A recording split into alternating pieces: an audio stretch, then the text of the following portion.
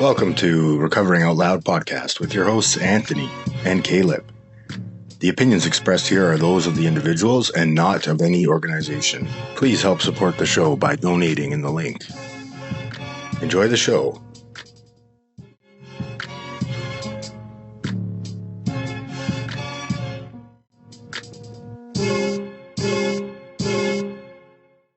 Okay, Good? now welcome back. All right, welcome back, everybody. Hope y'all enjoying that crappy Canadian weather right now. It's absolutely nonsense. But yeah, let's start off. Let's start off with a check-in. Anthony, tell me how you're doing, and be honest. Tell me how you were doing, brother. This morning I wasn't doing so good, but I'm doing better now. How am I feeling? Let's think. How am I feeling? I feel grateful, connected. I feel more, I don't know. This is always such a hard question, man. Like, Yeah, you know, we spend so little time thinking about how we're actually feeling, right? And it's so easy to just be like, rub some dirt on it, or, you know, move on, or I'm fine, right? The famous one, I'm fine. I'm feeling grateful. yeah, Yeah.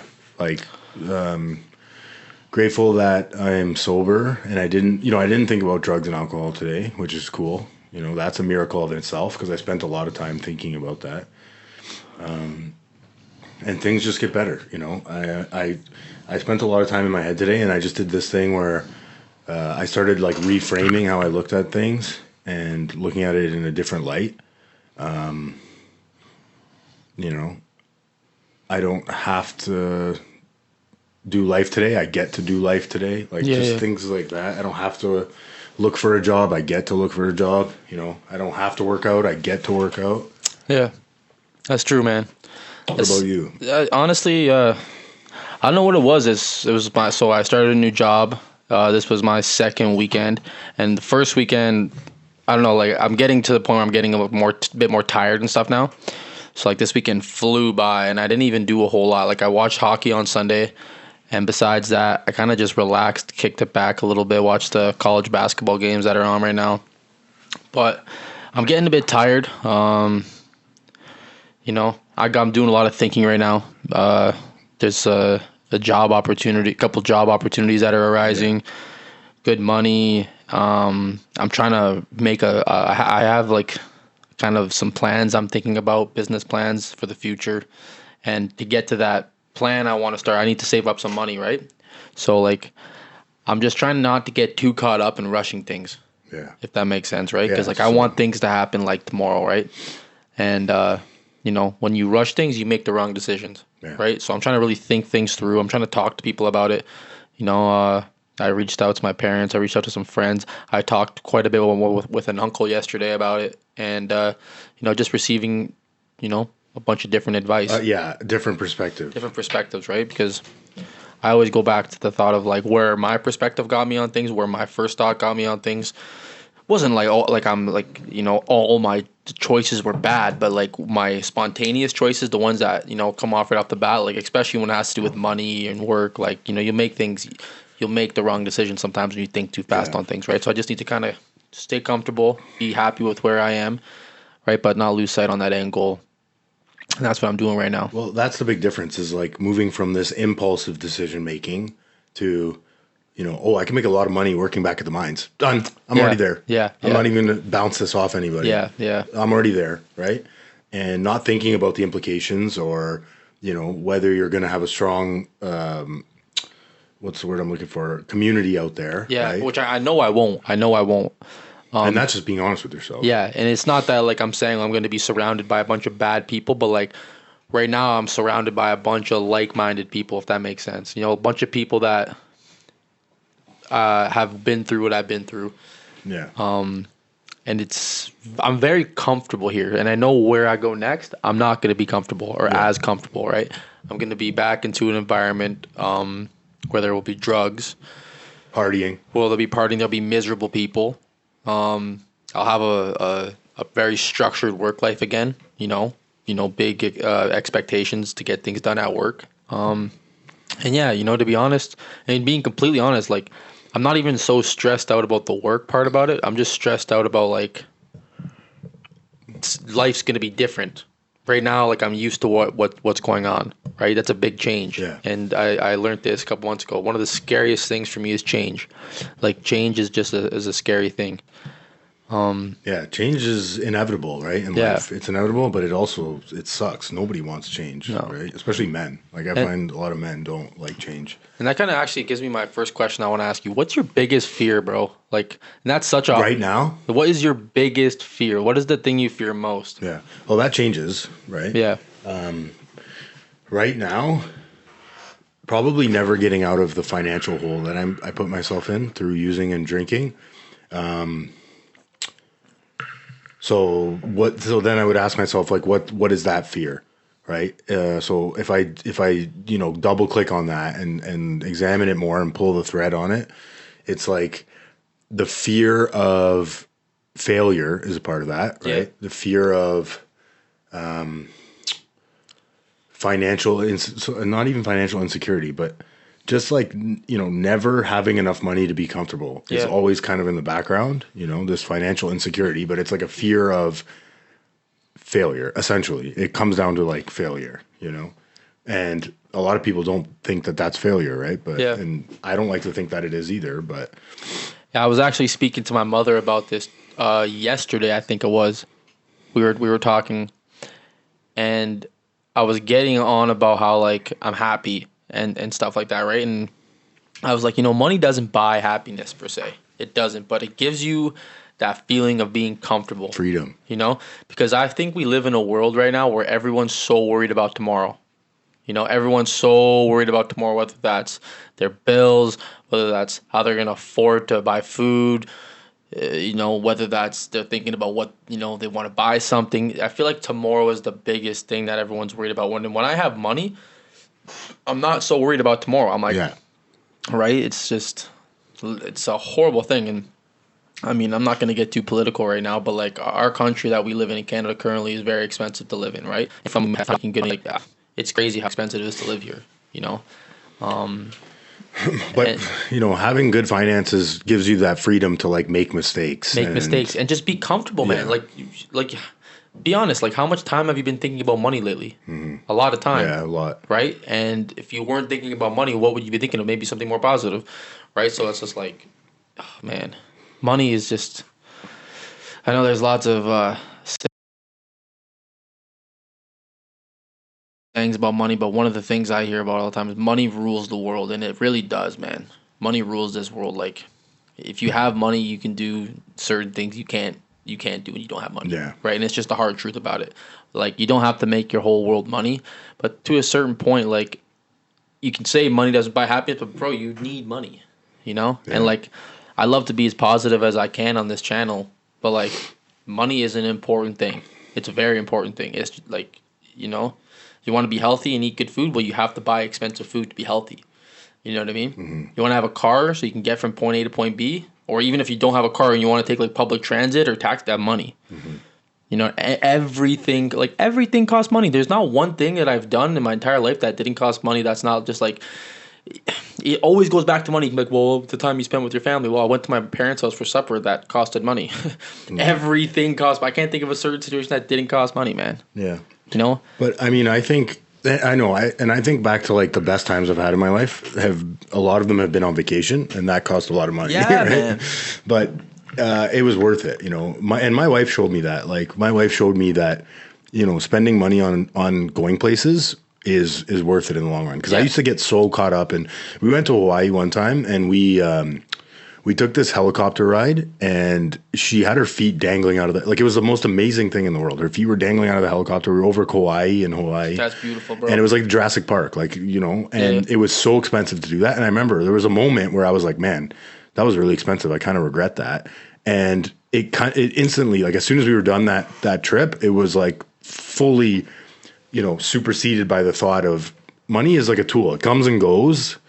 And some days you have it and some days you don't. Some years you have it and some years you don't, right? But it comes and goes. You can't keep it. You can't take it to the grave with you. I will never forget that trip when we went to Hawaii. Right? It was like some of the best memories of my life. You know what I mean?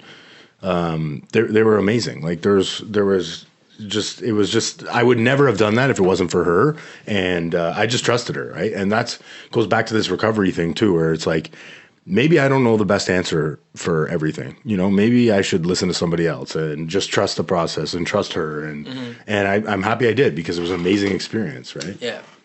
Another question here that I'm going to ask you.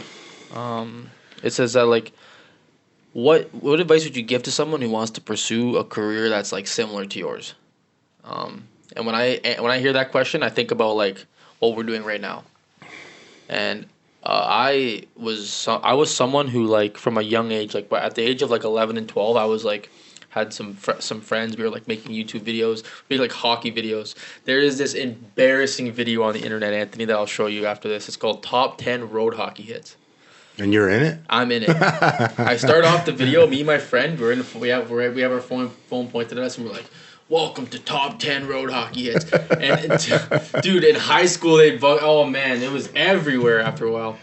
But anyways, I always wanted to do it. I don't know, I don't think I had like the confidence to like just get in front of a camera, especially being in a community. It's not easy, yeah. Where everyone knows you, right? And like, even I won't lie, it's a lot easier doing it here, right? But the thing is that like, it's kind of like, I don't like the word say take a chance, but that's kind of what it is. Just take a chance, right? Because like, I never actually tried doing a podcast until I did it with you, and then I was like, oh my goodness, I love this. It's pretty amazing to talk about something. I mean, we talked about it in rehab like a lot, right? A lot, man. And you know how many ideas I've had where I've never followed through on them, and it's like you never know what could have happened. Yeah. But yeah, like you put in a little bit of work, and then you stick with it. And I don't really care if this does well or not, right? Like, I'm having fun doing it. Yeah. And I've had enough good feedback from people saying, hey, we're happy that you're doing well. Yeah. That's all I need to hear, man. Like, people are rooting for me, you know? But if I could give you advice, man, just don't. And this is one of those ones that's easier said than done. But don't let. Who cares what people think? Yeah. Who cares what other people think of me is none of my business. You know, and again, like, for me, I was in a community with like so little people, like 1,500 people. So like, I really care what people think, because I'm going to see them at the gas station tomorrow. I'm going to see them at work tomorrow. I'm going to see them at the grocery store tomorrow. Yeah. But here, it literally living in Toronto has done for me is allowed me to be myself. Like, it's allowed me to be myself. It also made you, and I'm projecting here. Maybe I'm wrong. Tell me if I'm wrong. Made you realize like how small and, you know, insignificant you really are in the grand scheme of things. You know, because there's so many people here. So many people that it's different like cultures, races, everything, man. Maybe I'm not that important. But no, literally. I have to be told that to myself. Literally, you know? Man. Literally. It's like when you go outside and look at the stars and you're like, holy shit. Like, the world is so much bigger than me and my problems. And poor me and, you know. And it's so, so easy to get caught up in that crap. But another question I want to ask you. I'm just firing questions away at you right now, but I got lots of stuff in my mind. I like questions. What do you think the biggest resource that has helped you? Like, the biggest resource, whether that's a person, whether that's whatever it is. What's helped you think, the most in recent times? Like, in the last, 3-4 months, what's helped you? Yeah, people in recovery, definitely, but people that are further along than me, right? Because it reminds me that I'm just like them, and I can be happy just like them. You know, when you see someone that's, and you've seen it, I know you have. You've seen that guy, like Jay's an example. He just looks like he's not worried, right? Like, life is like, okay. Things don't bother him like they bother us sometimes, right? And it's like, I want that, you know? And I've had that before. I've had it where people come to me and they're like, man, you're so positive about everything all the time. And it just comes with time, right? It comes with time and practicing, you know, the principles of living a good life and being a good person, honesty, you know, open-mindedness, willingness, brotherly love. What's another one? Service, right? All these things that, you know, certain groups of people teach and programs teach to, if I just try to be a better person today, like, things work out. You know what I mean? Right? Like, things work out. What about you? I mean, so many different things have helped me, but the biggest resource for, like, if I could take back this all 5 months and see like what's helped me the most, I'd honestly have to say like getting counseling. Because like that's Professional help, yeah. professional help, right? Because that's something I'd never done before. That's a good one, yeah. And what I realized about myself that I did for so long since I've been a kid was I did things to like validate myself. You know, try and be funny, try and wear nice clothes, or try and do certain things at parties or whatever it was. Class clown, right? I just wanted to feel cool, Yeah. right? Be accepted by right? the masses. Yeah. And when I realized, like, and again, this was all from professional help. Lots of sessions, lots of asking questions to me, lots of digging, lots of talking about uncomfortable things, right? Because like that's not something you want to tell another guy. Like, you know, I did that so I could feel cool. Yeah. Right? That's a pretty crappy thing to admit. Yeah. But I think that once I did that and once I truly realized, like, you know, like, you don't really love yourself like you think you do, buddy. You know? Because once you lie to yourself so much, you actually start to believe your own lies. And that's what happened to me. But once I started to like accept myself for who I was and see who I really was, that helped me so much. Because like, I think, man, you see me, we see each other all the time, Anthony. But like, genuinely, I'm a pretty happy guy. You know what I mean? Like, I'm in a pretty hippity hop mood all the time. And that's honestly just because like, not because things aren't like, I still run into things multiple times a day that I'm not enjoying. But like, I just truly am just like happy with like myself now, right? Like I don't need to like be with a woman or need to, you know, have a pocket full of cash. Although those things really do help me, you know. Yeah. I'm just happy like when I look in the mirror now, and not because I think I'm this big stud either, just because I'm like, you know, I'm happy with what I see. I'm happy with what I'm doing in life right now. You know what I mean? I'm not disappointing anybody. And like those are all real things. Like whereas like drugs, fake acting for people, that's all fake stuff and lies, you know what I mean? That truly I'd go home every single night of my life after doing this, and clearly I wasn't happy with myself. That's why I would do drugs. Yeah. You know, but I think that was the biggest thing that's helped me is just like learning to love myself again. In your addiction. Yeah, but like still like that asshole, dirty, you know, cocky, arrogant attitude comes out. Get my way. Yeah. In my way, all about me kind of thing. That still comes out all the time, man. But like I just didn't realize it before, so now at least I can catch it now, right? But dude, that's helped me so much. Like I like genuinely like to be nice to people. Yeah. Whether that's going into a coffee shop and seeing someone, hey, how's it going? You know, talking to someone, just like not putting everybody down either. You know. Yeah, it feels good to. It does bring people up, right? It does. As they say. Something that I've been thinking about lots too, and it actually kind of stems back from when we were talking about social media the other day. What do you like? Like, let's compare like eras. Like, let's compare times. What do you mean? Like, let's talk about like, what do you think your life would have been like 30 years ago if you were the same age? That's a pretty wide blown question. What year? So 30 years ago would have been like 1980s. Anthony, I mean, I'm 33 years old. Hair slicked back. In the 80s? In the 80s. Well, I mean, I would have done a lot of coke and probably wouldn't have been as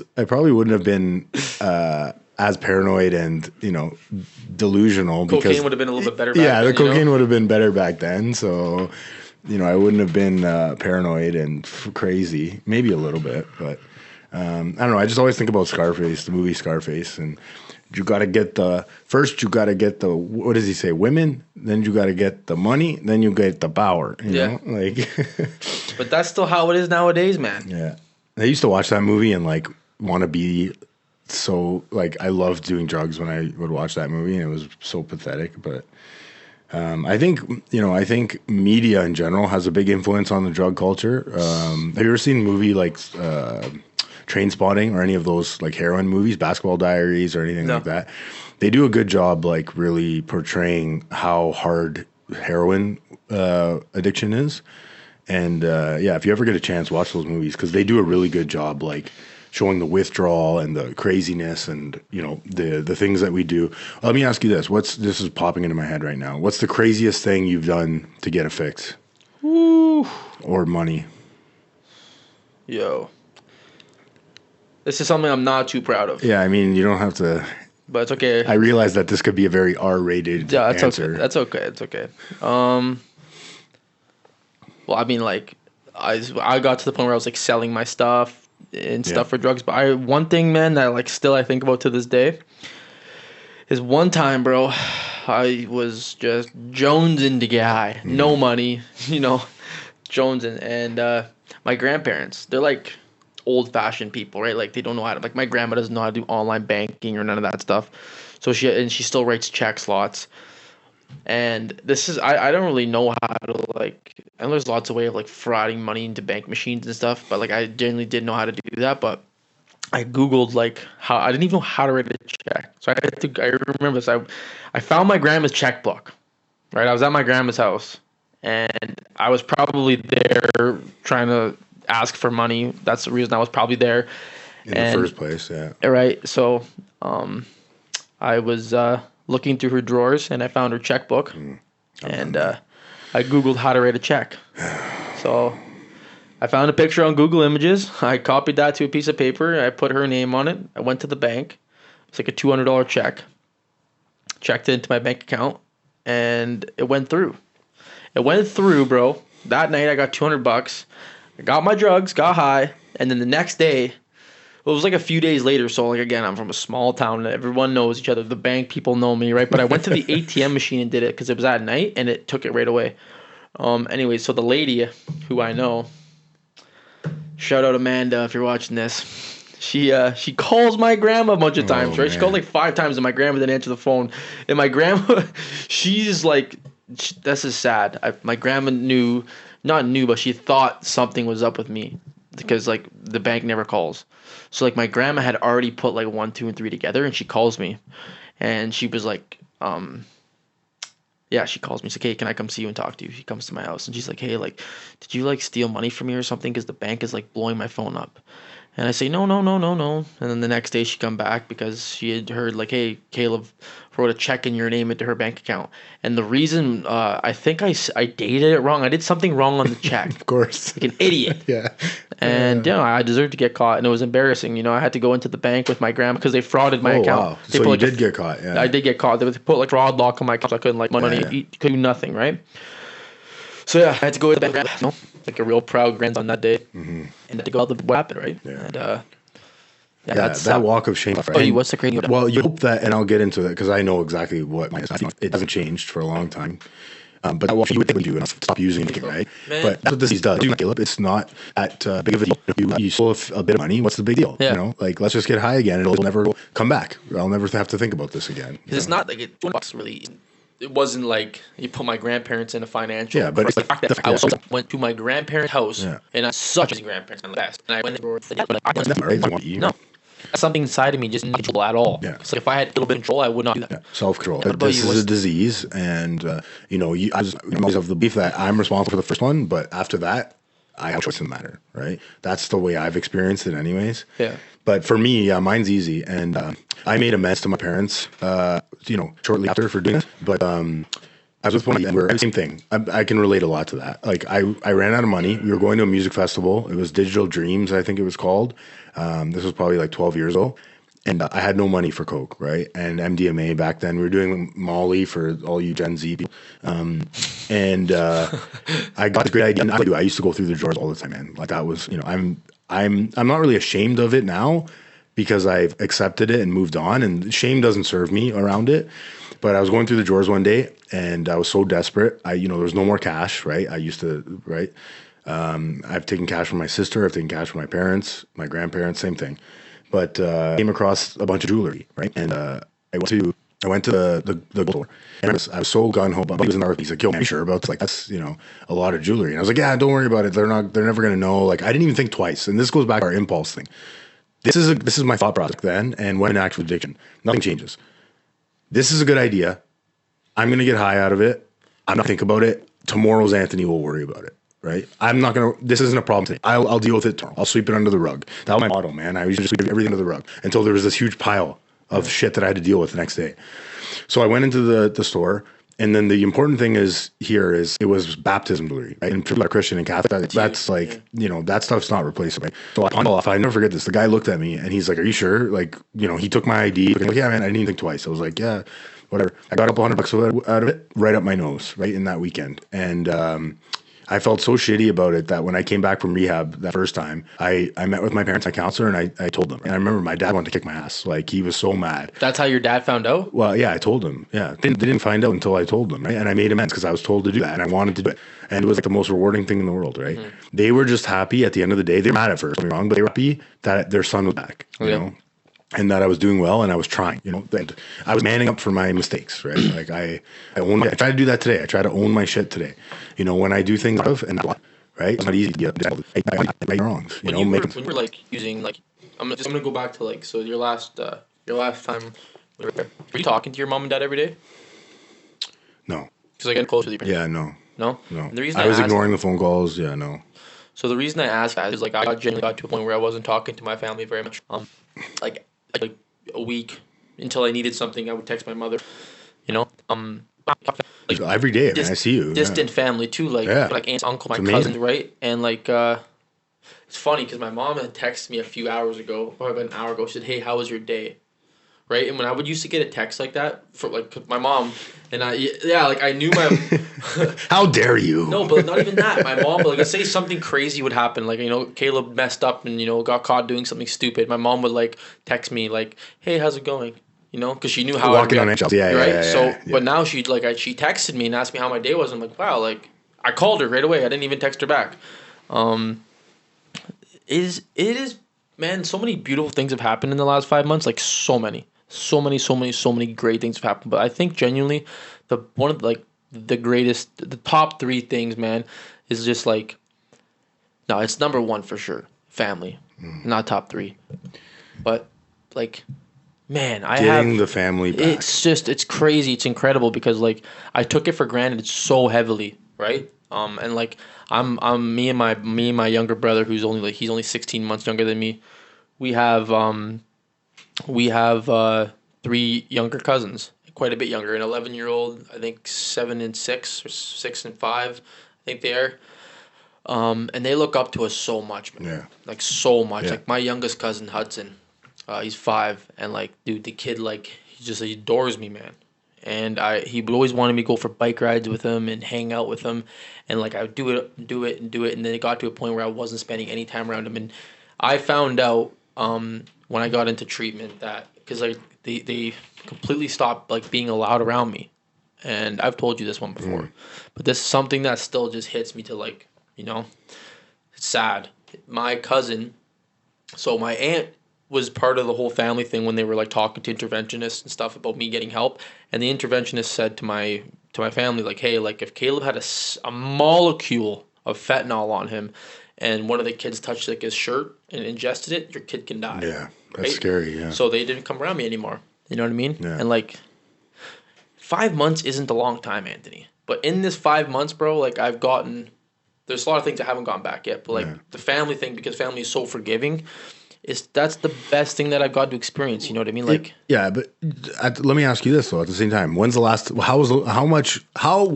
amount of time you've been sober before this? Yeah, like a day, like maybe. A day, man. Like literally. So it is a long time. You know, don't kid yourself, right? Some people out there can't even imagine 1 hour. Yeah. I couldn't. I couldn't even imagine 1 hour going sober. No. Right. But it's again, this comes back to this like human thing of like adapting to the surroundings.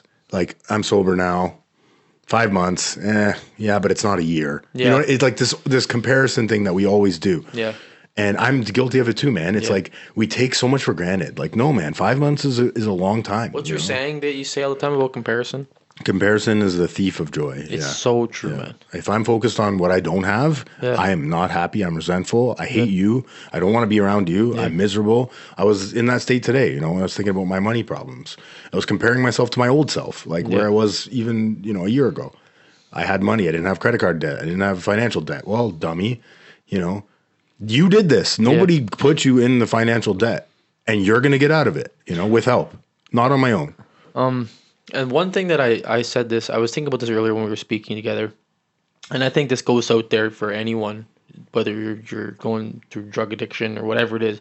I feel like when someone goes through something, like whether that's like, you know, breaking up with your partner or like some shitty things are happening at work or whatever shit you're going through. Sometimes when these things happen, you need to sit in your own shit and just kind of sit in it and think about it. And, this will pass. That feeling will This pass. too shall pass. Right? Yeah. Because when you get in these situations, bro, where things aren't going good, you're instantly, okay, how can I fix this? How can I fix this? How can I fix this? Right? So true. The quick fix. The quick Because we fix, know right? how to do that. And that drugs doesn't always alcohol. mean drugs. For us, it meant drugs. But Yeah. for some people, it's like, you break up, okay, partner, new girlfriend, boyfriend right away. Or a tub of ice cream. Or a tub of ice cream, or like, gonna take the first job I get, Yeah, kind of thing, yeah, right? yeah, Sometimes you just need to sit in it, bro. Feel it out, And acknowledge it. Acknowledge it, man. See what you did in it to get you there, A. See what you can do to make it better, B. Right? And just get through it, man. But not try to control it and get out of it right now. Yeah, I agree. Yeah. Because it's impossible. It's impossible, You'll man. go crazy. There's no quick fix. To be honest, the quickest fix is drugs.